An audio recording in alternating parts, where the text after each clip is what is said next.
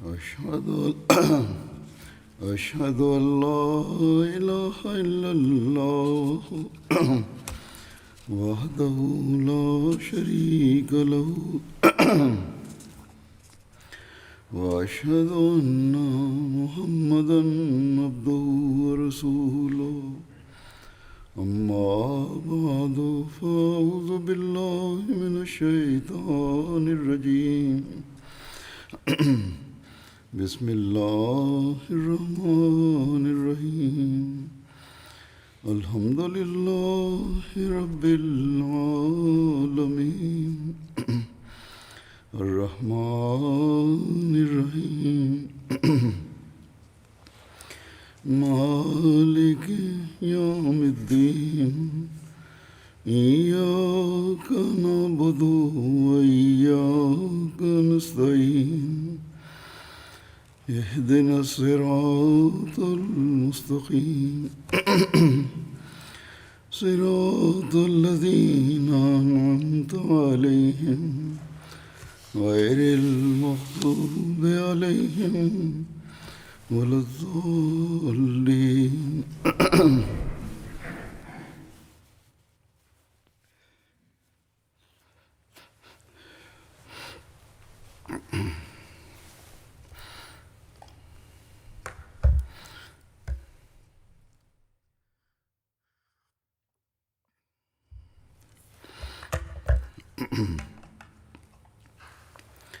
حضرت ابوبکر صدیق رضی اللہ عنہ کی زندگی کے کچھ واقعات ہیں جو بیان کروں گا۔ جب حضرت ابوبکر کی وفات کا وقت قریب آیا تو آپ نے حضرت عبد الرحمن بن عوف کو بلایا اور فرمایا مجھے عمر کے متعلق بتاؤ۔ تو انہوں نے یعنی حضرت عبد الرحمن بن عوف نے کہا اے رسول اللہ کے خلیفہ، اللہ کی قسم وہ یعنی حضرت عمر آپ کی جو رائے ہے اس سے بھی افضل ہیں، سوائے اس کے کہ ان کی طبیعت میں سختی ہے۔ حضرت ابوبکر نے فرمایا کہ سختی اس لیے ہے کہ وہ مجھ میں نرمی دیکھتے ہیں، اگر امارت ان کے سپرد ہو گئی تو وہ اپنی بہت سی باتیں جو ان میں ہیں اس کو چھوڑ دیں گے، کیونکہ میں نے ان کو دیکھا ہے کہ جب میں کسی شخص پر سختی کرتا تو وہ مجھے اس شخص سے راضی کرنے کی کوشش کرتا، اور جب میں کسی شخص سے نرمی کا سلوک کرتا تو اس پر مجھے سختی کرنے کا کہتے۔ اس کے بعد حضرت ابوبکر نے حضرت عثمان بن عفان کو بلایا اور ان سے حضرت عمر کے بارے میں دریافت فرمایا۔ حضرت عثمان نے کہا ان کا باطن ان کے ظاہر سے بھی بہتر ہے اور ہم میں ان جیسا کوئی نہیں۔ اس پر حضرت ابوبکر نے دونوں اصحاب سے فرمایا جو کچھ میں نے تم دونوں سے کہا ہے اس کا ذکر کسی اور سے نہ کرنا۔ اگر میں حضرت عمر کو چھوڑتا ہوں، پھر حضرت ابوبکر نے فرمایا کہ اگر میں حضرت عمر کو چھوڑتا ہوں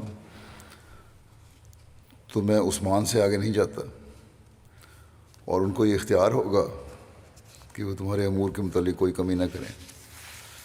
اب میری یہ خواہش ہے کہ میں تمہارے امور سے علیحدہ ہو جاؤں اور تمہارے اسلاف میں سے ہو جاؤں۔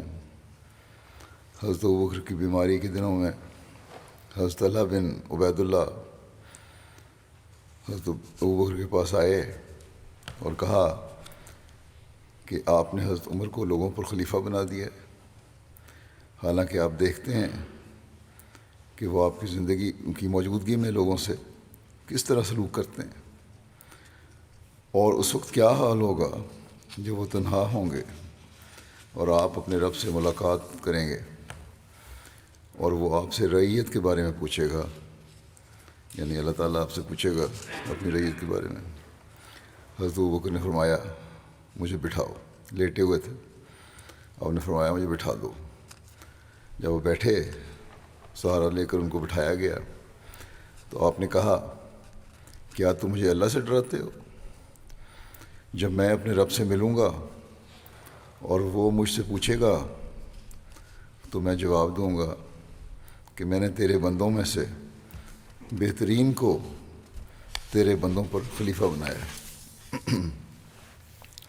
حضرت مسلم موعود رضی اللہ عنہ اس بارے میں بیان فرماتے ہیں تاریخ کو کتب سے حوالے سے کہ حضرت ابوبکر کی وفات جب قریب آئی تو آپ نے صحابہ سے مشورہ لیا کہ میں کس کو خلیفہ مقرر کروں۔ اکثر صحابہ نے اپنی رائے حضرت عمر کی امارت کے متعلق ظاہر کی، اور بعض نے صرف یہ اعتراض کیا کہ حضرت عمر کی طبیعت میں سختی زیادہ ہے، ایسا نہ ہو کہ لوگوں پر تشدد کریں۔ آپ نے فرمایا یہ سختی اسی وقت تک تھی جب تک ان پر ذمہ داری نہیں پڑی تھی، اب جب کہ ایک ذمہ داری ان پر پڑ جائے گی ان کی سختی کا مادہ بھی اعتدال کے اندر آ جائے گا۔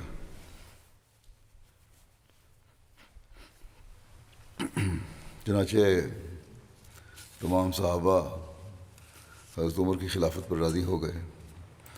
آپ کی صحت چونکہ بہت خراب ہو چکی تھی حضرت ابوبکر کی، اس لیے حضرت ابوبکر نے اپنی بیوی اسماء کا سہارا لیا، اور ایسی حالت میں جب کہ آپ کے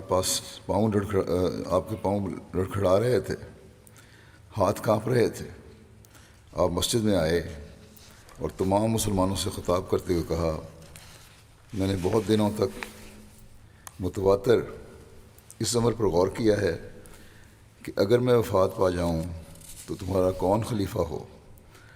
آخر بہت کچھ غور کرنے اور دعاؤں سے کام لینے کے بعد میں نے یہی مناسب سمجھا ہے کہ عمر کو خلیفہ نامزد کر دوں۔ سو میری وفات کے بعد عمر تمہارے خلیفہ ہوں گے۔ سب صحابہ اور دوسرے لوگوں نے اس امارت کو تسلیم کیا، اور حضرت ابوبکر کی وفات کے بعد حضرت عمر کی بیعت ہو گئی۔ پھر اس بارے میں مزید جگہ حضرت مسلم موعود فرماتے ہیں یہ اعتراض کا جواب دیتے ہوئے کہ نامزد کیوں کیا۔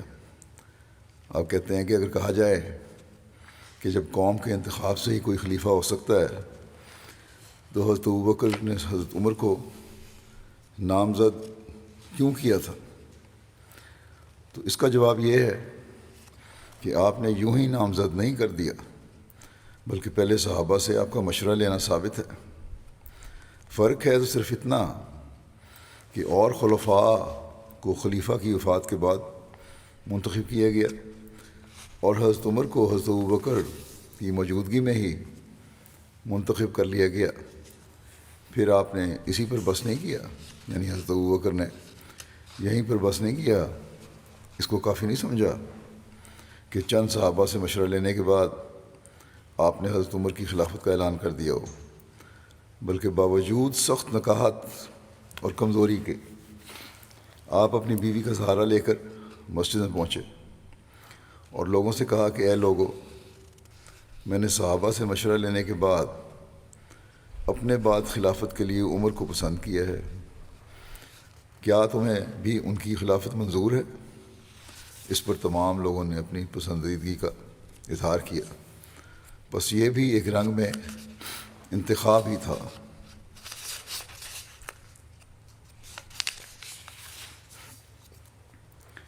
حضرت ابوبکر صدیق رضی اللہ عنہ کی بیماری اور وصیت کے بارے میں مزید لکھا ہے۔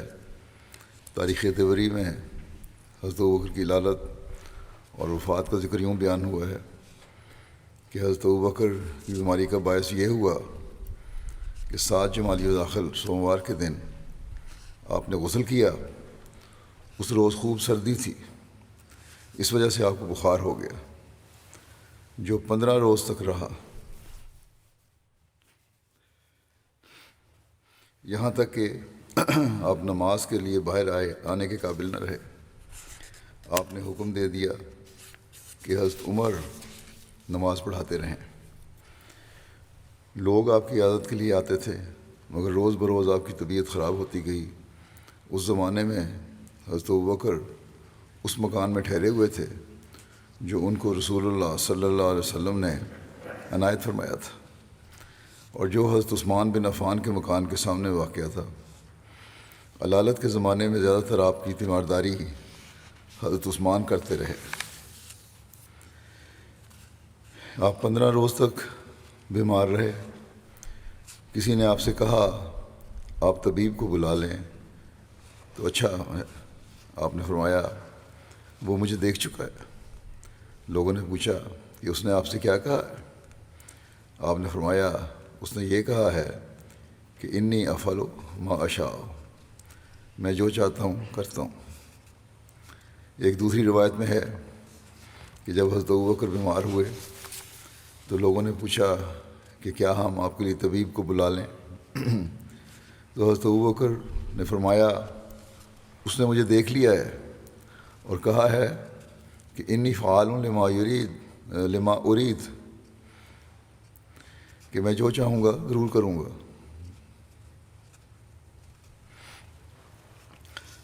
بہرحال یہ مراد آپ کی یہ تھی کہ اللہ تعالیٰ کا اب یہی ارادہ ہے کہ مجھے اپنے پاس بلا لے اور کسی طبیب کی ضرورت نہیں ہے. حضرت ابوبکر نے منگل کی شام کو بتاریخ 22 جمادی الاخر 13 ہجری کو 63 سال کی عمر میں انتقال فرمایا. آپ کا عہد خلافت 2 سال 3 مہینے 10 روز رہا. حضرت ابوبکر صدیق کے لبوں سے جو آخری الفاظ ادا ہوئے وہ قرآن کریم کی یہ آیت مبارکہ تھی کہ توفنی مسلمن و الحقنی بالصالحین، یعنی مجھے فرما بردار ہونے کی حالت میں وفات دے اور مجھے صالحین کے زمرے میں شمار کر. حضرت ابوبکر صدیق کی انگوٹھی کا نقش تھا نعم القادر اللہ، یعنی کیا ہی قدرت اللہ رکھنے والا ہے اللہ تعالیٰ. حضرت عائشہ فرماتی ہیں کہ حضرت ابوبکر نے فرمایا میری تجہیز و تکفین سے فارغ ہو کر دیکھنا کہ کوئی اور چیز تو نہیں رہ گئی. باقی چیزیں تو عمر کو دے دی تھیں، کوئی چیز رہ تو نہیں گئی، اگر ہو تو اس کو بھی حضرت عمر کے پاس بھیج دینا. تجہیز و تکفین کے متعلق فرمایا اس وقت جو کپڑا بدن پر ہے اسی کو دھو کر دوسرے کپڑوں کے ساتھ کفن دینا. حضرت عائشہ نے عرض کیا یہ تو پرانا ہے، کفن کے لیے نیا ہونا چاہیے. فرمایا زندے مردوں کی بنسبت نئے کپڑوں کے زیادہ حقدار ہیں. جو نیا کپڑا ہے وہ کسی زندے کو پہنا دو، زیادہ بہتر ہے. حضرت عائشہ بیان کرتی ہیں کہ حضرت ابوبکر نے وصیت کی تھی کہ آپ کی اہلیہ حضرت اسماء بنت امیس آپ کو غسل دیں. حضرت ابوبکر کے صاحبزادے حضرت عبد الرحمن نے ان کے ساتھ معاونت کی. آپ کا کفن 2 کپڑوں پر مشتمل تھا، ان میں سے ایک کپڑا غسل کے لیے استعمال ہونے والا تھا. یہ بھی روایت ہے کہ 3 کپڑوں میں کفن دیا گیا، پھر آپ کو نبی کریم صلی اللہ علیہ وسلم کی چارپائی پر رکھا گیا. یہ وہ چارپائی تھی جس پر حضرت عائشہ سویا کرتی تھیں. اسی چارپائی پر آپ کو جنازہ اٹھایا گیا اور حضرت عمر نے رسول اللہ صلی اللہ علیہ وسلم کی قبر اور ممبر کے درمیان آپ کا جنازہ پڑھایا اور آپ کو رات کے وقت اسی حجرے میں رسول اللہ صلی اللہ علیہ وسلم کی قبر کے ساتھ دفن کیا گیا. آپ کا سر رسول اللہ صلی اللہ علیہ وسلم کے کندھوں کے مقابل میں رکھا گیا. تدفین کے وقت حضرت عمر بن خطاب، حضرت عثمان بن عفان، حضرت طلحہ بن عبید اللہ اور حضرت عبد الرحمن بن ابو بکر قبر میں اترے اور تدفین کی. ابن شہاب سے مروی ہے کہ حضرت عمر نے حضرت ابو بکر کو رات کے وقت دفن کیا. حضرت سالم بن عبداللہ اپنے والد کا یہ قول بیان کرتے ہیں کہ حضرت ابو بکر صدیق کی وفات کا سبب رسول اللہ صلی اللہ علیہ وسلم کی وفات کا غم تھا، کیونکہ حضور صلی اللہ علیہ وسلم کی وفات کے بعد آپ کا جسم مسلسل کمزور سے کمزور تر ہوتا گیا، یہاں تک کہ آپ کا انتقال ہو گیا.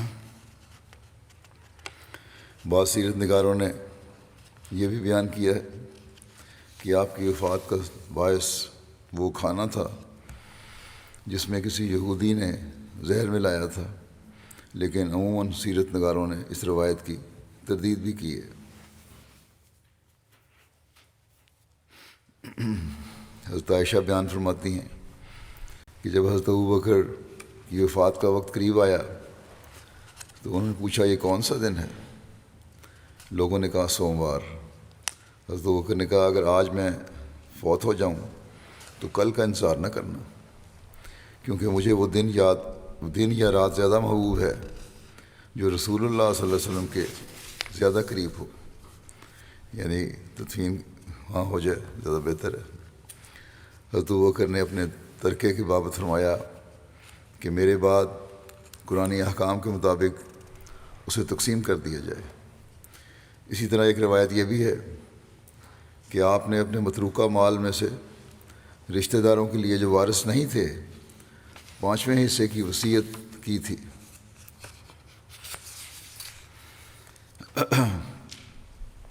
حضرت ابوبکر رضی اللہ عنہ کی ازواج اور اولاد کے بارے میں ذکر ہے کہ آپ کی 4 بیویاں تھیں۔ نمبر 1 قتیلہ بنت عبد العزیٰ، ان کے اسلام لانے کے بارے میں اختلاف ہے۔ یہ حضرت عبداللہ اور حضرت اسماء کی والدہ تھیں۔ حضرت ابوبکر نے انہیں زمانہ جاہلیت میں طلاق دے دی تھی۔ یہ ایک مرتبہ مدینہ میں حضرت اسماء کے پاس کچھ گھی اپنی بیٹی کے پاس کچھ گھی اور پنیر بطور ہدیہ لے کر آئی تھیں، مگر حضرت اسماء نے وہ ہدیہ لینے سے انکار کر دیا اور انہیں گھر میں داخل بھی نہیں ہونے دیا۔ حضرت عائشہ کو کہلا بھیجا کہ اس بارے میں رسول اللہ صلی اللہ علیہ وسلم سے دریافت کریں۔ حضرت عائشہ نے کہا کہ ذرا پوچھ کے بتائیں کہ میری ماں اس طرح آئی ہے اور تحفہ لائی ہے، میں نے اس کو گھر میں داخل نہیں ہونے دیا، کیا ارشاد ہے؟ اس پر آپ صلی اللہ علیہ وسلم نے فرمایا کہ ان کو گھر میں آنے دو اور ان کا ہدیہ قبول کرو۔ نمبر 2 جو تھیں اہلیہ حضرت رومان بنت عامر تھیں۔ آپ کا تعلق بنو کنانہ بن خزیمہ سے تھا۔ آپ کے پہلے خامد حارث بن سخبرہ مکے میں فوت ہو گئے۔ اس کے بعد حضرت ابوبکر کے عقد میں آ گئیں۔ آپ ابتدا میں اسلام لے آئیں اور رسول اللہ صلی اللہ علیہ وسلم کی بیعت کی اور مدینہ کی طرف ہجرت کی۔ آپ کے بطن سے حضرت عبد الرحمن اور حضرت عائشہ کی ولادت ہوئی۔ آپ کی وفات 6 ہجری میں مدینہ میں ہوئی۔ نبی اکرم صلی اللہ علیہ وسلم خود ان کی قبر میں اترے اور ان کی مغفرت کی دعا فرمائی۔ تیسری حضرت اسماء بنت امیس بن معبد بن حارث تھیں۔ آپ کی کنیت عبداللہ ہے۔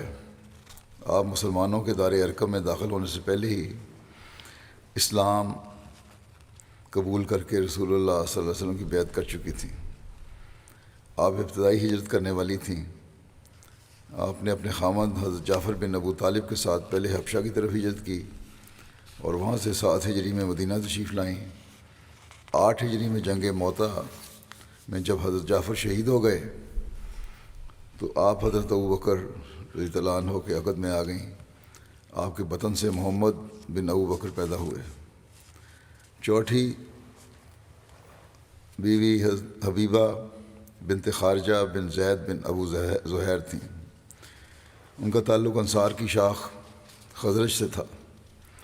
حضرت ابوبکر مدینہ کے مضافاتی علاقے سنا میں آپ کے ساتھ رہا کرتے تھے۔ آپ کے بطن سے حضرت ابوبکر کی صاحبزادی کلثوم پیدا ہوئیں، جن کی ولادت حضرت ابوبکر کی وفات کے کچھ عرصے بعد ہوئی۔ اولاد میں 4 بیٹے اور 3 بیٹیاں تھیں۔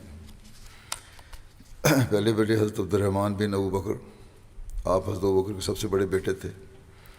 آپ حدیبیہ کے دن مسلمان ہوئے اور پھر اسلام پر ثابت قدم رہے۔ آپ کو رسول اللہ صلی اللہ علیہ وسلم کی صحبت حاصل رہی۔ آپ شجاعت اور بہادری میں بہت مشہور تھے۔ اسلام قبول کرنے کے بعد آپ کا قابل تعریف موقف رہا۔ دوسرے حضرت عبداللہ بن ابوبکر تھے۔ آپ کا رسول اللہ صلی اللہ علیہ وسلم کی ہجرت مدینہ کے موقع پر اہم کردار تھا۔ آپ تمام دن مکے میں گزارتے اور مکے والوں کی خبریں جمع کرتے اور پھر رات کے وقت چپکے سے غار میں پہنچ کر وہ خبریں رسول اللہ صلی اللہ علیہ وسلم اور حضرت ابوبکر کو سناتے اور صبح کے وقت واپس مکے میں آ جاتے۔ طائف کی جنگ میں آپ کو ایک تیر لگا جس کا زخم ٹھیک نہ ہوا، اور آخر کار اسی کی وجہ سے حضرت ابوبکر کی خلافت میں آپ نے شہادت پائی۔ محمد بن ابوبکر تیسرے بیٹے تھے۔ آپ نے حضرت اسماء بنت امیس کے وطن سے پیدا ہوئے۔ حجۃ الوداع کے موقع پر ذوالحلیفہ میں آپ کی ولادت ہوئی۔ حضرت علی کی گود میں آپ نے پرورش پائی، اور حضرت علی نے اپنے دور میں آپ کو مصر کا گورنر مقرر فرمایا۔ آپ وہیں مارے گئے۔ بعض روایات میں حضرت عثمان کو قتل کرنے والوں میں ان کا نام بھی لیا جاتا ہے، اور اسی وجہ سے ان کو قتل کیا گیا۔ واللہ عالم۔ چوتھے حضرت اسماء بنت ابوبکر ہیں آپ کی بچوں میں سے۔ آپ ذات النطاقین کے نام سے مشہور ہیں۔ آپ حضرت عائشہ سے عمر میں بڑی تھیں۔ رسول اللہ صلی اللہ علیہ وسلم نے آپ کو ذات النطاقین کے لقب سے نوازا تھا، کیونکہ ہجرت کے موقع پر انہوں نے رسول اللہ صلی اللہ علیہ وسلم اور اپنے والد کے لیے توشہ تیار کیا، اور پھر اس کو باندھنے کے لیے کوئی چیز نہ ملی تو اپنے کمر بند کو پھاڑ کر توشہ باندھ دیا۔ حضرت زبیر یہ کھانے کا جو انتظام کیا تھا، وہ کھانا اپنے کمر کے کپڑے سے باندھ کر دے دیا۔ حضرت زبیر بن عوام سے آپ کی شادی ہوئی، اور بحالت حمل آپ نے مدینہ ہجرت کی۔ ہجرت کے بعد آپ کے بطن سے حضرت عبداللہ بن زبیر پیدا ہوئے، جو ہجرت کے بعد پیدا ہونے والے سب سے پہلے بچے تھے۔ حضرت اسماء نے 100 سال عمر پائی۔ آپ کی وفات مکہ میں 73 ہجری میں ہوئی۔ پانچواں بچہ ام المومنین حضرت عائشہ بنت ابوبکر تھیں۔ آپ نبی کریم صلی اللہ علیہ وسلم کی زوجہ مطہرہ تھیں۔ آپ خواتین میں سب سے بڑی عالمہ تھیں۔ رسول اللہ صلی اللہ علیہ وسلم نے آپ کو ام عبداللہ کی کنیت عطا فرمائی۔ رسول اللہ صلی اللہ علیہ وسلم کو آپ کے ساتھ مثالی محبت تھی۔ امام شابی بیان کرتے ہیں کہ جب مسروق حضرت عائشہ سے کوئی روایت بیان کرتے تو کہتے، مجھ سے صدیقہ بنت صدیق نے بیان کیا، جو اللہ کے محبوب کی محبوبہ ہیں اور جن کی بریت اللہ تعالیٰ نے نازل فرمائی ہے۔ آپ کی وفات 63 سال کی عمر میں 57 ہجری میں ہوئی۔ ایک روایت کے مطابق آپ کی وفات 58 ہجری میں ہوئی۔ چھٹی اولاد جو تھی وہ ام کلثوم بنت ابوبکر تھیں۔ آپ حضرت حبیبہ بنت خارجہ انصاریہ کے وطن سے پیدا ہوئیں۔ وفات کے وقت حضرت ابوبکر نے حضرت عائشہ سے فرمایا، یہ تمہارے دونوں بھائی اور دونوں بہنیں ہیں۔ حضرت عائشہ نے عرض کیا کہ یہ میری بہن اسماء ہیں، انہیں تو میں جانتی ہوں، مگر میری دوسری بہن کون ہے؟ حضرت ابوبکر نے فرمایا، جو خارجہ کی بیٹی کے وطن میں ہے، یعنی ابھی پیدا نہیں ہوئی، جو پیدا ہونے والی ہے وہ بیٹی ہوگی۔ انہوں نے کہا، میرے دل میں یہ بات بیٹھ گئی کہ ان کے ہاں لڑکی ہوگی، چنانچہ ایسا ہی ہوا۔ حضرت ابوبکر کی وفات کے بعد ام کلثوم کی ولادت ہوئی۔ ام کلثوم کی شادی حضرت طلحہ بن عبید اللہ سے ہوئی، جو جنگ جمل میں شہید ہوئے۔ بعض روایات کے مطابق حضرت ابوبکر کی ایک بیٹی کی شادی حضرت بلال سے ہوئی تھی، اور یہ بھی بیان کیا جاتا ہے کہ یہ بیٹی آپ کی 4 بیویوں میں سے کسی بیوی کے پہلے خاوند سے تھی۔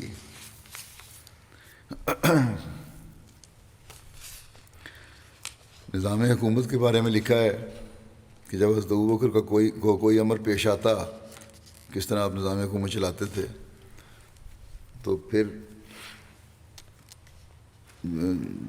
اور جہاں مشورے کی ضرورت ہوتی، اہل الرائے لوگوں کی ضرورت ہوتی، اہل فقہ کا مشورہ لینا چاہتے، تو آپ مہاجرین و انصار میں سے حضرت عمر، حضرت عثمان، حضرت علی، حضرت عبد الرحمن بن عوف، حضرت معاذ بن جبل، حضرت ابی بن کعب اور حضرت زید بن ثابت کو بھی بلاتے۔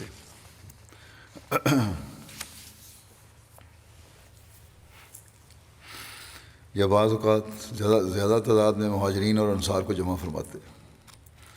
حضرت مسلم موعود بیان فرماتے ہیں شاورہم کی تشریح کرتے ہوئے کہ اس لفظ پر غور کرو۔ اس سے معلوم ہوتا ہے کہ مشورہ لینے والا ایک ہے، دو بھی نہیں، اور جن سے مشورہ لینا ہے وہ بہرحال 3 یا 3 سے زیادہ ہوں۔ پھر وہ اس مشورے پر غور کرے۔ پھر حکم ہے فَإِذَا عَزَمْتَ فَتَوَكَّلْ عَلَى اللَّهِ، جس بات پر عزم کرے اس کو پورا کرے اور کسی کی پرواہ نہ کرے۔ یعنی مشورہ لینے والا مشورہ لے، اس کے بعد لینے کے بعد اس پر عمل کرے، سارا تجزیہ کر کے، اور پھر کسی کی پرواہ نہ کرے۔ آپ لکھتے ہیں کہ حضرت ابوبکر کے زمانے میں اس عزم کی خوب نظیر ملتی ہے۔ جب لوگ مرتد ہونے لگے تو مشورہ دیا گیا کہ آپ اس لشکر کو روک لیں جو اسامہ کے زیر کمان جانے والا تھا، مگر انہوں نے جواب دیا کہ جو لشکر حضرت صلی اللہ علیہ وسلم نے بھیجا ہے میں اسے واپس نہیں کر سکتا۔ ابو قحافہ کے بیٹے کی طاقت نہیں کہ ایسا کر سکے۔ پھر بعض کو رکھ بھی لیا، چنانچہ حضرت عمر بھی اس لشکر میں شامل جا رہے تھے، ان کو روک لیا۔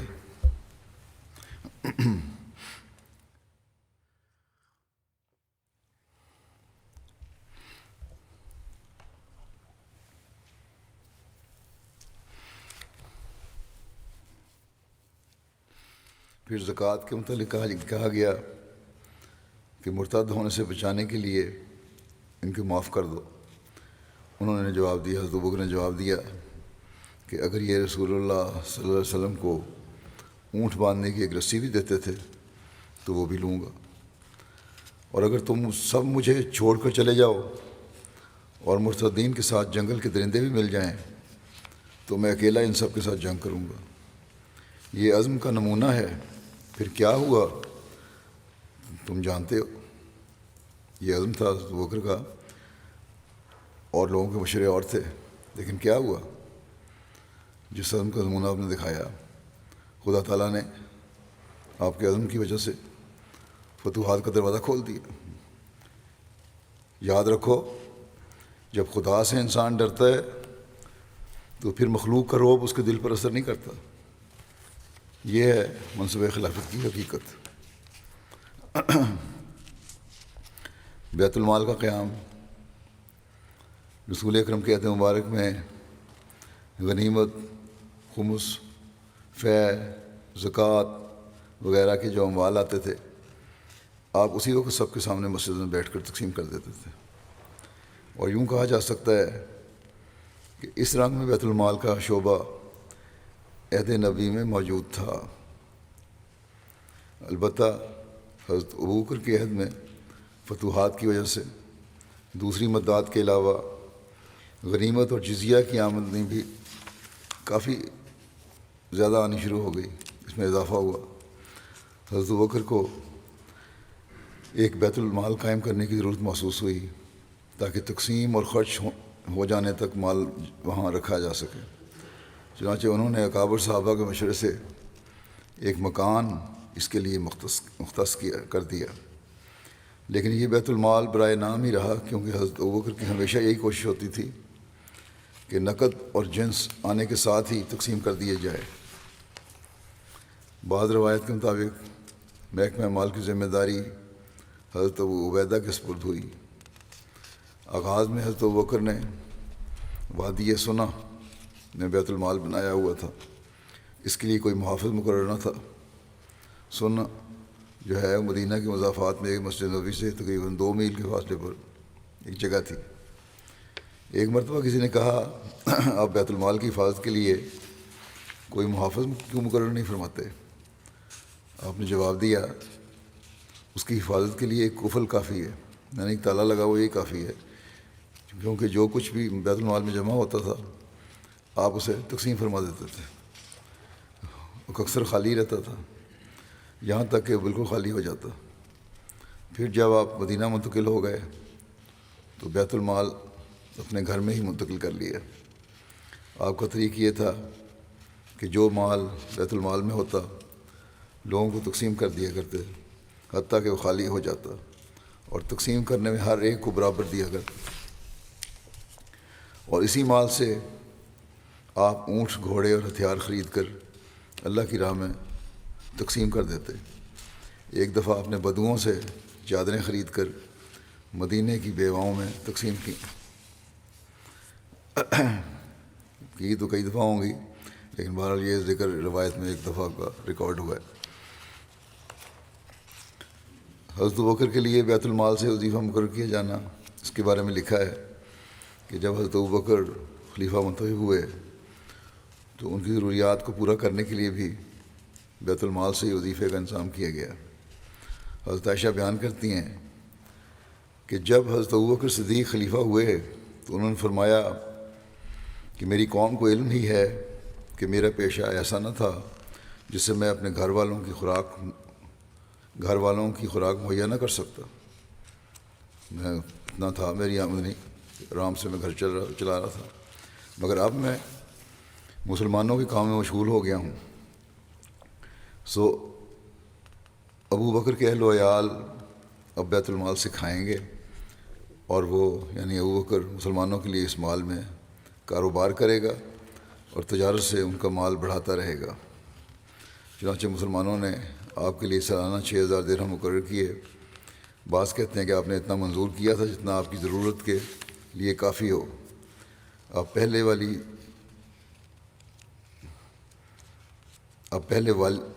والی تھے، یعنی جو حکومت کے سربراہ تھے جس کی رعایا نے آپ کے مصارف منظور کیے۔ ایک روایت میں اس طرح ذکر ملتا ہے کہ جب حضرت ابوبکر خلیفہ بنائے گئے تو ایک روز صبح کے وقت آپ بازار کی طرف جا رہے تھے۔ ان کے کندھے پر وہ کپڑے تھے جن کی وہ تجارت کیا کرتے تھے۔ آپ کو حضرت عمر بن خطاب اور حضرت ابو عبیدہ بن جراح ملے۔ انہوں نے کہا، اے رسول اللہ کے خلیفہ، کہاں کا ارادہ ہے؟ آپ نے فرمایا کہ بازار جا رہا ہوں۔ انہوں نے کہا، یہ آپ کیا کرتے ہیں حالانکہ آپ مسلمانوں کے امور کے والی ہیں؟ آپ نے فرمایا، تو میں اپنے عیال کو کہاں سے کھلاؤں گا؟ وہ آپ کو اپنے ساتھ یہ کہہ کر لے گئے کہ ہم آپ کا حصہ مقرر کرتے ہیں۔ چنانچہ سالانہ 3000 درہم وظیفہ مقرر ہوا۔ بعض روایات کے مطابق 6000 درہم، جیسا کہ پہلے ذکر ہو چکا ہے، وظیفہ مقرر ہوا، اور بعض کے مطابق کل عہد خلافت میں 6000 درہم دیے گئے۔ اسی طرح سیرت کی کتب میں تقریباً بالاتفاق یہ ملتا ہے کہ اگرچہ حضرت ابوبکر نے بیت المال سے اپنی اور اہل و عیال کی ضروریات پوری کرنے کے لیے وظیفہ لیا، مگر وفات کے وقت تمام رقمیں واپس کر دیں۔ چنانچہ ایک روایت ہے کہ جب آپ کی وفات کا وقت قریب آیا تو آپ نے وصیت فرمائی کہ آپ کی زمین فروخت کر کے اس کی قیمت سے وہ رقم ادا کی جائے جو آپ نے بیت المال سے اپنی ذاتی مصارف کے لیے لی تھی۔ ایک اور روایت میں اس طرح ذکر ملتا ہے کہ جب حضرت ابوبکر کی وفات کا وقت قریب آیا تو آپ نے حضرت عائشہ سے فرمایا کہ جب سے ہم خلیفہ ہوئے ہیں میں نے قوم کا کوئی دینار و درہم نہیں کھایا، بلکہ معمولی کھانا اور موٹا لباس پہنتا رہا۔ نیز مسلمانوں کے مال غنیمت میں صرف یہ چیزیں ہیں، غلام، اونٹ اور چادر، لہذا میرے مرنے کے بعد ان تمام چیزوں کو عمر کو بھجوا دینا۔ حضرت عائشہ فرماتی ہیں جب آپ کی وفات ہوئی تو میں نے وہ چیزیں حضرت عمر کے پاس بھیج دیں۔ انہیں دیکھ کر وہ رونے لگے، حضرت عمر چیزیں دیکھ کے رونے لگے، یہاں تک کہ ان کے آنسو زمین پر گرنے لگے، اور یہی فرما رہے تھے حضرت عمر کہ اللہ ابو بکر پر رحم فرمائے۔ انہوں نے اپنے بعد کے لوگوں کو مشقت میں ڈال دی۔ جب حضرت ابو بکر نے وفات پائی تو حضرت عمر نے چند صحابہ کو بلا کر بیت المال کا جائزہ لیا تو حضرت عمر نے اس میں کوئی چیز نہ درہم نہ دینار پایا، کچھ نہیں تھا، خالی تھا، سب تقسیم کر دیا تھا۔ محکمہ قضاء کا نظام جاری کیا آپ نے۔ حضرت ابوبکر کے دور میں اگرچہ محکمہ قضاء کو باقاعدہ طور پر منظم نہیں کیا گیا تھا، تاہم آپ نے قضاء کا محکمہ حضرت عمر کے سپرد کر رکھا تھا۔ ایک روایت میں ذکر ہے کہ جب حضرت ابوبکر خلیفہ ہوئے تو حضرت عمر نے فرمایا میں آپ کی طرف سے عدالت کی خدمات انجام دوں گا۔ حضرت عمر 1 سال تک منتظر رہے، مگر اس عرصے میں کوئی 2 شخص بھی آپ کے پاس قضیہ لے کر نہیں آئے۔ کوئی لڑائی جھگڑا ہی نہیں ہوتا تھا، کوئی مسائل نہیں پیدا ہوتے تھے، مقدمات کی تعداد بہت کم تھی۔ اگر کوئی مقدمہ آ بھی جاتا تو حضرت ابوبکر اس کے لیے خود وقت نکال لیتے تھے، خود ہی حل کر دیا کرتے تھے۔ محکمہ قضاء کے سربراہ حضرت عمر تھے اور آپ کی مدد کے لیے درج ذیل اصحاب مقرر تھے: حضرت علی، حضرت معاذ بن جبل، حضرت ابی بن کعب، حضرت زید بن ثابت، حضرت عبداللہ بن مسعود۔ حضرت عمر بیان کرتے ہیں کہ اس وقت امن و امان اور دیانت داری کا یہ عالم تھا کہ مہینہ مہینہ گزر جاتا اور 2 آدمی بھی فیصلہ کرانے کے لیے میرے پاس نہ آتے تھے۔ محکمہ افتاء کے بارے میں لکھا ہے کہ نئے نئے قبائل اور آبادیاں حلقہ اسلام میں داخل ہو رہی تھیں اور حالات کے پیش نظر بعض نئے نئے فقہی مسائل بھی پیدا ہو رہے تھے۔ اس لیے حضرت ابوبکر نے عام مسلمانوں کی سہولت اور رہنمائی کے لیے محکمہ افتاء قائم کیا، اور حضرت عمر، حضرت عثمان، حضرت علی، حضرت عبد الرحمن بن عوف، حضرت ابی بن کعب، حضرت معاذ بن جبل اور حضرت زید بن ثابت کو فتویٰ دینے پر مامور کیا، کیونکہ یہ حضرات تفقہ فی الدین اور علم و اجتہاد کے لحاظ سے دوسروں سے ممتاز تھے۔ ایک روایت کے مطابق حضرت عبداللہ بن مسعود بھی فتویٰ دینے والے ان اصحاب میں شامل تھے، کسی دوسرے کو فتویٰ دینے کی اجازت نہ تھی ان کے علاوہ۔ ایک مورخ نے لکھا ہے، کتابت جو تھا محکمہ لکھنے کا، اس کے بارے میں کہ لکھنے والے لکھتا ہے کہ عہد جدید کی اصطلاح میں کاتب کو حکومت کا سیکرٹری کہنا چاہیے۔ حضرت ابوبکر ایسا سیکرٹری جو نوٹس لیتا رہے، میٹنگس کے منٹس بناتا رہے۔ حضرت ابوبکر کے عہد خلافت میں نظام میں دیوان قائم نہ ہوا تھا، لیکن سرکاری احکام کی تحریر، معاہدوں کی ترکیم، ان کو لکھنا اور دوسرے تحریری کاموں کے لیے کچھ حضرات مخصوص تھے۔ کتابت کی خدمت پر حضرت عبداللہ بن ارقم عہد نبوی سے مامور تھے، چنانچہ عہد صدیقی میں بھی ان کے سپرد یہ خدمت تھی۔ ایک روایت کے مطابق حضرت ابوبکر کے دور خلافت میں حضرت زید بن ثابت نے محکمہ کتابت سنبھالا تھا، اور بسا اوقات آپ کے پاس موجود دیگر صحابہ جیسے حضرت علی یا حضرت عثمان اس ذمہ داری کو نبھاتے تھے۔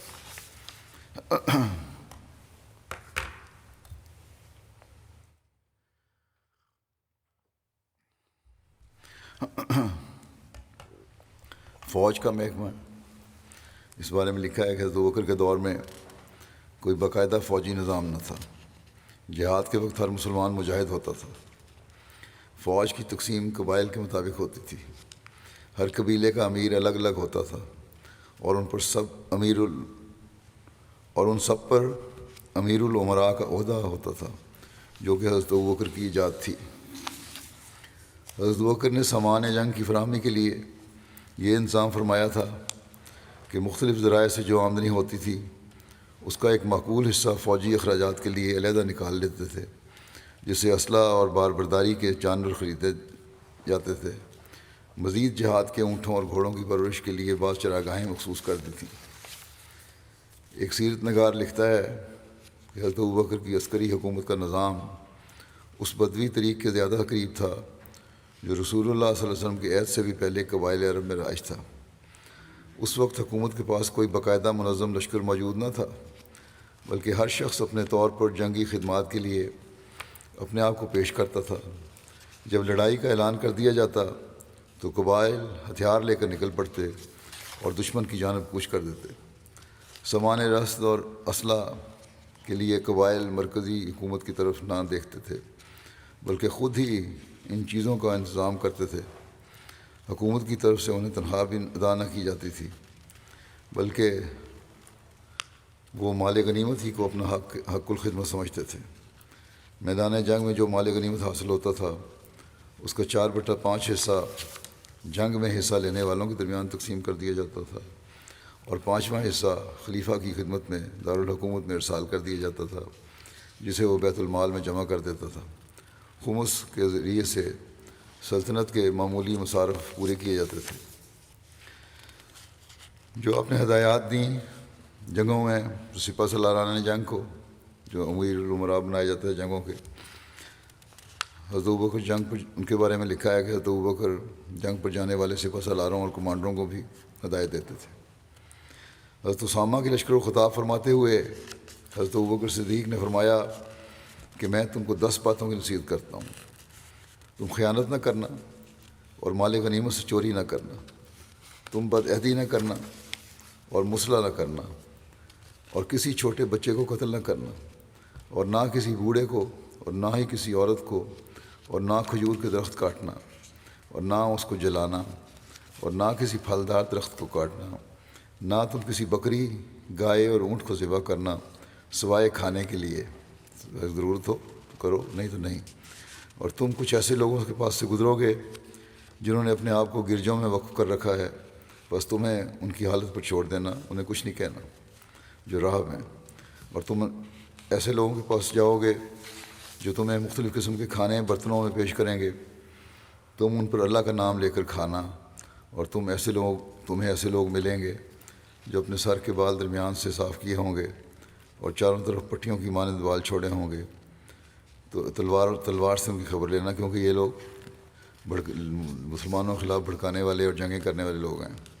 اللہ کے نام سے روانہ ہو جاؤ، اللہ تمہیں ہر قسم کے زخم سے اور ہر قسم کی بیماری اور تعاون سے محفوظ رکھے۔ اسی طرح حضرت ابوبکر نے حضرت یزید بن ابو سفیان کو شام کی جنگ کے لیے بھیجتے ہوئے فرمایا، اس کا ذکر میں پہلے بھی کر چکا ہوں بعض یہ خطبے میں پچھلے، بعض اہم باتوں کا خلاصہ دوبارہ بیان کر دیتا ہوں، بڑی ضروری باتیں یہ یاد رکھنے والی ہیں، ہر عہدیدار کے لیے یاد رکھنے والی ہیں۔ آپ نے کہا کہ میں نے تمہیں والی مقرر کیا تاکہ تمہیں آزماؤں، تمہارا تجربہ کروں اور تمہیں باہر نکال کر تمہاری تربیت کروں۔ اگر تم نے اپنے فرائض بحسن خوبی ادا کیے تو تمہیں دوبارہ تمہارے کام پر مقرر کروں گا اور تمہیں مزید ترقی دوں گا، اور اگر تم نے کوتاہی کی تو تمہیں معزول کر دوں گا۔ اللہ کے تقوی کو تم لازم پکڑو، وہ تمہارے باطن کو اسی طرح دیکھتا ہے جس طرح ظاہر کو دیکھتا ہے۔ لوگوں میں خدا کے زیادہ قریب وہ ہے جو اللہ سے دوستی کا سب سے بڑھ کر حق ادا کرنے والا ہے، اور لوگوں میں سب سے زیادہ اللہ کے قریب وہ شخص ہے جو اپنے عمل کے ذریعے سب سے زیادہ اس سے قربت حاصل کرے۔ پھر فرمایا جاہلی اور تعصب سے بچنا، اللہ کو یہ باتیں انتہائی ناپسند ہیں۔ پھر فرمایا تم اپنے لشکر کے ساتھ اچھا برتاؤ کرنا، ان کے ساتھ خیر سے پیش آنا، جب انہیں واعظ و نصیحت کرنا تو مختصر کرنا، کیونکہ بہت زیادہ گفتگو بہت سی باتوں کو بھلا دیتی ہے۔ تم اپنے نفس کو درست رکھو، لوگ تمہارے لیے درست ہو جائیں گے۔ لیڈر اپنی درست رکھیں، عہدیدار اپنی حالت درست رکھیں تو لوگ خود بخود درست ہو جاتے ہیں۔ اور نمازوں کو ان کے اوقات پر رکوع اور سجود کو مکمل کرتے ہوئے ادا کرنا، نمازوں کی پابندی بڑی ضروری ہے۔ پھر فرمایا کہ جب دشمن کے سفیر تمہارے پاس آئیں تو ان کا اکرام کرنا، عزت کرنا، انہیں بہت کم ٹھہرانا، زیادہ دیر نہ ٹھہریں تمہارے پاس، اور وہ تمہارے لشکر سے جلد نکل جائیں، لشکر میں زیادہ دیر نہ رہیں، جلدی نکل جائیں تاکہ وہ کچھ جان نہ سکیں اس لشکر کے بارے میں۔ ان کو اپنے کاموں کے بارے میں مطلع نہ کرنا، بڑی مختصر باتیں بتانا۔ فرمایا کہ اپنے لوگوں کو ان سے بات کرنے سے روک دینا، اپنے ہر ایک کو اس سے ملنے نہ دینا سفیروں سے، یہ نہیں کہ جہاں جائیں وہ چلے جائیں اور ملتے چلے جائیں، نہیں، یہ صرف جن سے ملنا ہے، جن سے بات کرنی ہے ان سے بات کریں، عوام میں جانا گھس جائیں وہ۔ جب تم خود ان سے بات کرو تو اپنے بھید کو ظاہر نہ کرنا، خود بھی بڑی احتیاط سے بات کرنا سفیروں سے۔ جب تم کسی سے مشورہ لینا، پھر مشورے کے بارے میں بتایا کہ جب تم کسی سے مشورہ لینا، بات سچ کہنا، صحیح مشورہ ملے گا، ساری بات بتا کے پھر مشورہ لینا، مشیر سے اپنی خبر مت چھپانا ورنہ تمہاری وجہ سے تمہیں نقصان پہنچے گا۔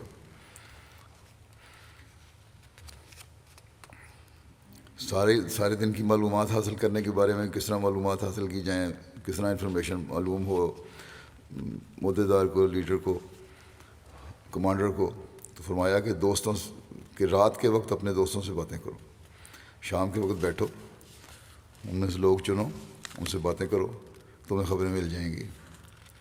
اکثر بغیر اطلاع دیے اچانک ان کی چوکیوں کا معائنہ کرنا، نگرانی بھی ضروری ہے۔ جسے اپنی حفاظت گاہ سے غافل پاؤ اس کی اچھی طرح تادیب کرنا۔ پھر فرمایا کہ سزا دینے میں جلدی نہ کرنا اور نہ بالکل نظر انداز کرنا، دونوں چیزیں ضروری ہیں۔ نہ جلدی بازی کرنی ہے سزا دینے میں، فیصلہ کرنے میں، نہ یہ کہ بالکل غافل ہو جاؤ، کچھ کہو ہی نہ۔ اپنی فوج سے غافل نہ رہنا، ان کی جاسوسی کر کے ان کو رسوا نہ کرنا، ہر وقت جستجو اپنے لوگوں کی جاسوسی نہ کرتے رہنا، کیونکہ اس طرح ان کی رسوائی ہوتی ہے۔ ان کے راز کی باتیں لوگوں سے نہ بیان کرنا، جو تمہیں راز پتہ لگے کسی اور سے نہ بیان کرنا۔ بیکار قسم کے لوگوں کے ساتھ مت بیٹھنا، سچے اور وفادار لوگوں کے ساتھ بیٹھا کرنا۔ بزدل نہ بننا، ورنہ لوگ بھی بزدل ہو جائیں گے۔ مال غنیمت میں خیانت سے بچنا، یہ محتاجی سے قریب کرتی ہے اور فترہ نصرت کو روکتی ہے۔ یہ بہت سی باتیں ہیں جو میں نے بیان کی ہی نہیں، اس میں سے بعض باتیں جو علاوہ، جیسا کہ میں نے پہلے کہا، علاوہ فوجی افسروں کے ہمارے عہدیداروں کے لیے بھی ضروری ہیں، جس کا انہیں خیال رکھنا چاہیے، تبھی کام میں برکت پڑے گی۔ خلاصہ میں نے دوبارہ جیسا کہ میں نے کہا اس لیے بیان کر رہا ہوں تاکہ عہدیداروں کو یاد رہے۔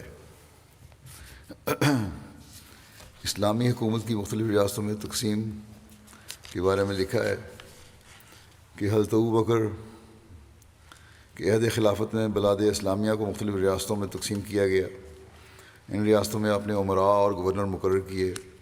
مدینہ ان کا دارالخلافہ تھا، یہاں حضرت ابوبکر بحیثیت خلیفہ تھے۔ عمال مقرر کرنے کا طریق کے بارے میں لکھا ہے کہ حضرت ابوبکر کا طریقہ کار یہ تھا کہ آپ نبی کریم صلی اللہ علیہ وسلم کی سنت پر عمل کرتے ہوئے کسی قوم پر گورنر مقرر کرتے ہوئے اس بات کا خیال رکھتے کہ اگر اس قوم کے افراد میں نیک و صالح افراد ہوتے تو انہی میں سے گورنر مقرر فرماتے۔ طائف اور بعض دیگر قبائل پر انہی میں سے گورنر مقرر فرمایا، اور جب آپ کسی شخص کو بحیثیت گورنر مقرر کرتے تو اس علاقے پر اس کی گورنری کا عہد نامہ تحریر کرا دیتے، اور اکثر اوقات اس علاقے تک پہنچنے کا راستہ بھی اس کے لیے متعین فرما دیتے، اور اس میں ان مقامات کا ذکر کرتے جہاں سے ان کو گزرنا ہوتا تھا، خاص کر جب یہ تقرری ان علاقوں سے متعلق ہوتی جو ابھی فتح نہیں ہوئے ہوتے تھے اور اسلامی خلافت کے کنٹرول سے باہر ہوتے۔ فتوحات شام اور عراق اور مرتدین کے خلاف جنگوں میں یہ چیزیں بالکل نمایاں نظر آتی ہیں، اور بسا اوقات آپ بعض ریاستوں کو دوسروں کے ساتھ ضم کر دیتے، خاص کر مرتدین سے قتال کے بعد یہ عمل میں آیا۔ چنانچہ حضرت زیاد بن لبید جو حضر موت کے گورنر تھے، ان کی نگرانی میں کندہ کو بھی شامل کر دیا، اور اس کے بعد وہ حضر موت اور کندہ دونوں کے گورنر رہے۔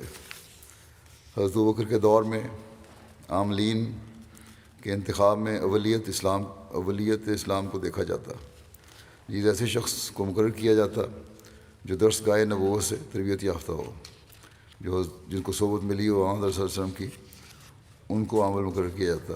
پہلی پریفرنس وہ تھی، پہلی ترجیح وہ تھی۔ اس سلسلہ میں آپ کا معیار یہ تھا کہ جس شخص کو حضور صلی اللہ علیہ وسلم جس کام کے لیے مقرر فرما گئے تھے، آپ اس میں ہرگز رد و بدل نہ فرماتے تھے۔ مثلا حضور نے صلی اللہ علیہ وسلم نے حضرت اسامہ کو لشکر کا امیر مقرر فرمایا تھا۔ بعد میں بعض لوگوں نے مصلحت کے پیش نظر کسی بزرگ صحابی کو اس عہدے پر متمکن کرنے کا مشورہ دیا، لیکن آپ نے حضرت اسامہ کو ہی برقرار رکھا۔ اسی طرح آپ یہ بھی دیکھتے تھے کہ کس شخص نے حضور صلی اللہ علیہ وسلم سے زیادہ فیض حاصل کیا ہے۔ یہی وجہ ہے کہ آپ اکثر و بیشتر مختلف ذمہ داریاں ان لوگوں کے سپرد کیا کرتے تھے جو فتح مکہ سے قبل مسلمان ہوئے تھے۔ اس سلسلے میں آپ نے کبھی قبائلی عصبیت یا اقربا نوازی کا رویہ اختیار نہیں کیا۔ اسی سخت اصول اور بلند معیاری کا نتیجہ تھا کہ آپ کے مقرر کردہ عمال و حکام نے ہمیشہ اپنی بہترین صلاحیتیں اسلام اور مسلمانوں کی خدمت کے لیے استعمال کیں۔ حضرت ابوبکر صدیق عمال کی تقرری میں اہل علاقہ کی رائے کا بھی احترام کرتے تھے۔ چنانچہ حضرت علاء بن حضرمی عہد نبی میں بحرین کے گورنر رہے۔ بعد میں کسی وجہ سے ان کو وہاں سے کہیں اور بھجوا دیا گیا۔ پھر حضرت ابوبکر کے دور خلافت میں اہل بحرین نے حضرت ابوبکر کو درخواست کی کہ حضرت علاء کو ان کے پاس واپس بھجوا دیا جائے، تو حضرت ابوبکر نے حضرت علاء بن حضرمی کو بحرین کا گورنر بنا کر ان کے پاس بھجوا دیا تھا۔ عاملین کو بھی ہدایات دی آپ نے۔ اس کے بارے میں لکھا ہے کہ حضرت ابوبکر حکام کے تقرر کے موقع پر خود ہدایات بھی دیتے تھے۔ چنانچہ تاریخ طبری میں ہے کہ عمر بن عاص اور ولید بن عقبہ کو نصیحت کرتے ہوئے فرمایا، ظاہر و باطن میں خدا سے ڈرتے رہو۔ جو شخص اللہ سے ڈرتا ہے وہ اس کے لیے رہائی کا راستہ پیدا کر دیتا ہے اور اس کو ایسے ذریعے سے رزق دیتا ہے جہاں سے ملنے کا اس کو گمان بھی نہیں ہوتا۔ جو اللہ تعالیٰ سے ڈرتا ہے وہ اس کے گناہ معاف کر دیتا ہے، یعنی اللہ اس کے گناہ معاف کر دیتا ہے اور اس کو بڑھا کر اجر دیتا ہے۔ خدا تعالیٰ کا تقوی اختیار کرنا ان سب میں بہتر ہے جس کی خدا تعالیٰ کے بندے ایک دوسرے کو تلقین کرتے ہیں۔ تم خدا کے راستوں میں سے ایک راستے پر جا رہے ہو، لہذا جو امر تمہارے دین کی قوت اور تمہاری حکومت کی حفاظت کا موجب ہو اس میں تمہارا کوتاہی کرنا ناقابل معافی جرم ہے، بس تمہاری طرف سے سستی اور غفلت ہرگز نہیں ہونی چاہیے۔ حضرت مستورد بن شداد بیان کرتے ہیں کہ میں نے نبی کریم صلی اللہ علیہ وسلم کو فرماتے ہوئے سنا کہ جو شخص ہمارا عامل ہو وہ ایک بیوی رکھ لے، اور اگر اس کے پاس خادم نہ ہو تو وہ ایک خادم رکھ لے، اگر اس کے پاس رہائش کے لیے مکان نہ ہو تو رہائش کے لیے ایک مکان رکھ لے۔ مستورد نے کہا، حضرت ابوبکر نے فرمایا، جو شخص ان اشیاء کے علاوہ کچھ بھی لے تو وہ خائن ہے، یا فرمایا کہ وہ چور ہے۔ اموال کا محاسبہ کس طرح ہوتا تھا؟ حضرت ابوبکر اموال و حکام کی ایک ایک حرکت پر نظر رکھتے تھے، چونکہ یہ لوگ حضور صلی اللہ علیہ وسلم کا فیض صحبت حاصل کر چکے تھے، اس لیے حضرت عمر کے برعکس حضرت ابوبکر ان کی معمولی بھول چوک سے درگزر فرماتے تھے۔ تاریخ طبری میں ہے، نظر رکھتے تھے کہ کیا کر رہے ہیں لیکن معمولی باتوں کو درگزر فرماتے تھے۔ تاریخ طبری میں ہے کہ حضرت ابوبکر اپنے اموال اور آدمیوں کو قید نہیں کرتے تھے، لیکن جب کوئی شخص غلطی کرتا تو آپ اس کو مناسب تنبیہ ضرور فرماتے تھے، خواہ وہ عہدے کے اعتبار سے کتنا بڑا کیوں نہ ہو۔ حضرت مہاجر بن امیہ کے بارے میں آپ کو معلوم ہوا کہ انہوں نے ایک ایسی عورت کے دانت اکھڑوا دیے ہیں جو مسلمانوں کی حجب کرتی ہے، تو اس پر آپ نے فوراً حضرت مہاجر کو سرزنش کا خط لکھا، حتیٰ کہ اگر آپ کو حضرت خالد بن ولید کی کسی کوتاہی کا علم ہوتا تو آپ ان کو بھی سرزنش کرنے میں تامل نہ فرماتے۔ امراء اور گورنروں کی ذمہ داریوں کے بارے میں لکھا ہے کہ حضرت ابوبکر نے مختلف علاقوں، شہروں اور قصبوں میں جو گورنر اور امراء مقرر کیے تھے ان کے مختلف ذمہ داریاں اور ڈیوٹیاں لگائی گئی تھیں۔ امراء اور ان کے نائبین کی مالی ذمہ داریاں بھی تھیں۔ وہ اپنے اپنے علاقے کے دولت مندوں سے زکوٰۃ وصول کر کے غرباء میں تقسیم کرتے تھے اور غیر مسلموں سے جزیہ لے کر بیت المال میں جمع کراتے تھے۔ ان کی یہ ذمہ داری عہد نبوی سے چلی آ رہی تھی۔ رسول کریم صلی اللہ علیہ وسلم کے عہد میں ہونے والے معاہدوں کی تجدید کی گئی۔ نجران کے والی نے رسول کریم صلی اللہ علیہ وسلم اور اہل نجران کے درمیان کیے گئے معاہدے کی تجدید کی تھی، کیونکہ اہل نجران کے عیسائیوں نے اس کا مطالبہ کیا تھا۔ امراء اپنے اپنے علاقوں میں لوگوں کو دینی تعلیم دینے اور اسلام کی تبلیغ و دعوت اور نشر و اشاعت میں بھرپور کردار ادا کرتے تھے۔ ان میں سے اکثر مساجد میں حلقہ بنا کر لوگوں کو قرآن اور اسلامی احکام اور آداب سکھاتے تھے۔ وہ ایسا رسول کریم صلی اللہ علیہ وسلم کی سنت کی پیروی میں کرتے تھے۔ یہ ذمہ داری رسول کریم صلی اللہ علیہ وسلم اور ان کے خلیفہ حضرت ابوبکر کی نظر میں سب سے اہم شمار ہوتی تھی۔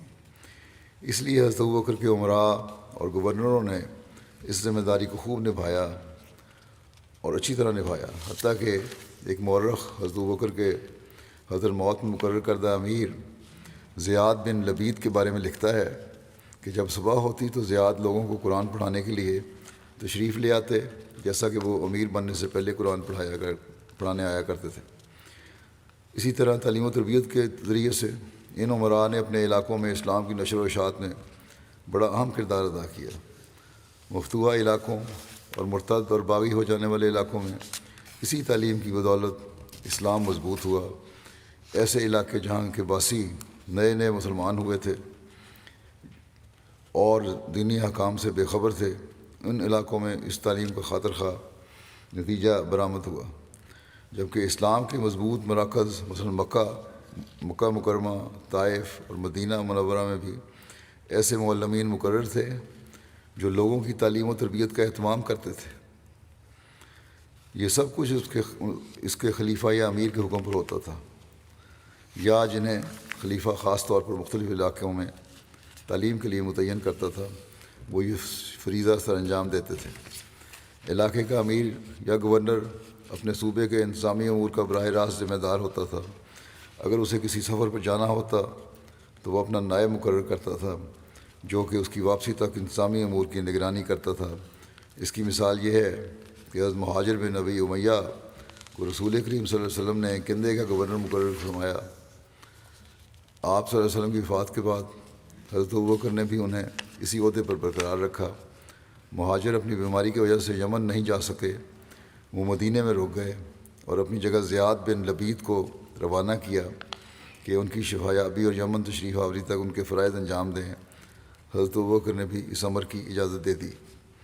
اسی طرح عراق کی گورنری کے دوران حضرت خالد بن ولید ہیرا میں اپنی واپسی تک اپنا نائب مقرر کر دیتے تھے۔ یہ ذکر چل رہا ہے، انشاءاللہ تعالی آئندہ بھی بیان ہوگا۔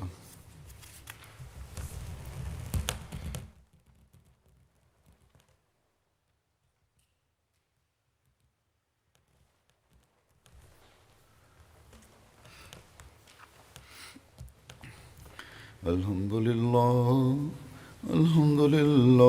نحمده ونستعینه ونستغفره ونؤمن به ونتوکل علیہ ونعوذ باللہ من شرور انفسنا ومن سیئات اعمالنا من يهده الله فلا مضل له ومن يضلل فلا هادي له ونشهد أن لا إله إلا الله ونشهد أن محمدا عبده ورسوله عباد الله رحمكم الله إن الله يأمر بالعدل والإحسان وإيتاء ذي القربى وينهى عن الفحشاء والمنكر والبغي يعظكم لعلكم تذكرون اذكروا الله يذكركم وادعوه يستجب لكم ولذكر الله أكبر۔